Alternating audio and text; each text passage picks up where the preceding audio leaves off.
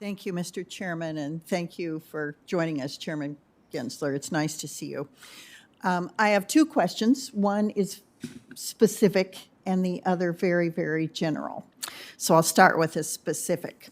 In your previous tenure at the Commodity Futures Trading Commission, you were an advocate of providing no action relief to regulated financial entities within your jurisdiction. Now, over the last few years, the SEC has not provided no action relief to innovators, in my opinion, nearly enough. The SEC has also provided 21A investigatory reports on matters of general interest under the Exchange Act. What would you say to innovators who are nervous about approaching the SEC? And how can you improve the use of no action relief in other public statements like 21A reports? Senator, I thank you for that question, and thank you for our continuing dialogue about innovation. I do think that Congress gave the SEC important authorities, not only to do what you call no action letters, but exemptive authorities and the like. And so I have said, come in, whether it's in the cryptocurrency space or in other innovative spaces, come in, talk to us, and see if our rules for custody, for instance, which I know we've talked about, or transfer agents or something, don't quite fit because they were written in a bricks and mortar time and now we're in a digital time.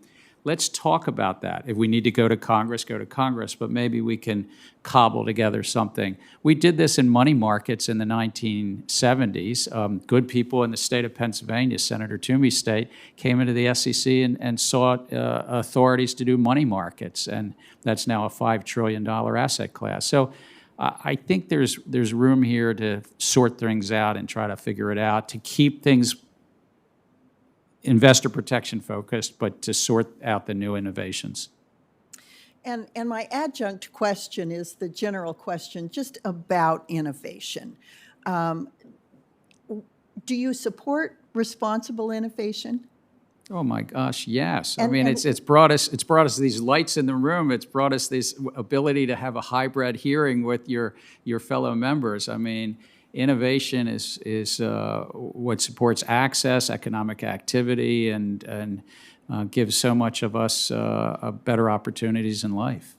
So given that, how do you right-size the protections that are within your ambit to innovation generally? No, it's an excellent question that I'm sure this committee grapples with decade after decade. I think it's the core public policy framework around ensuring that the public's not defrauded, that somebody's not misleading them and lying to them, to ensure that if you hold somebody's asset, you don't misuse it or abuse it, so to speak, the physical asset. And then on trading platforms, at the heart of our 1934 Act was that competition basically drives to more efficient market, and people don't manipulate that market, don't front run, for instance, in those markets. And I think that these basic tenets of anti-fraud, anti-manipulation, but pro-competition lower the cost of capital for companies raising money and innovators and entrepreneurs, even if they're using, for instance, cryptocurrencies and the like. But I think that inside that policy envelope that we have is a great deal of opportunity. I think it's at the heart of our economic success these last 90 years that we have deeply market-based economy. I said we have the largest capital markets in the world, almost 70% greater than our economic share, 38 points versus 23 points. There's a reason, and I think it helps our economy, but it's also because it's regulated, anti-fraud, anti-manipulation.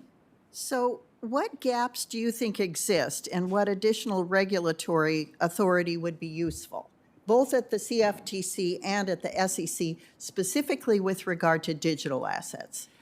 I think that we have a great deal of authority. I think there's more clarity than some members on this committee. I mean, I know we're maybe a little bit different on that. But I think that in terms of the gaps, we have a great deal of clarity on, I think, what's a security, but the gaps is the coordination amongst our agencies. So, for instance, the coordination with the banking agencies on stable value coins that Senator Toomey raised earlier, the coordination with my sibling agency that I was honored to chair, the Commodity Futures Trading Commission, on the tokens themselves and the platforms, because to the extent something is a commodity, even the CFTC doesn't have regulatory authority, they have enforcement authority.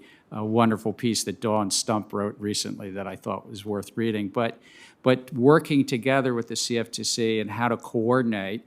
And then there's some in the, I would say, infrastructure side, things around transfer agents, custody and the like, that I think we could work with Congress to help clarify.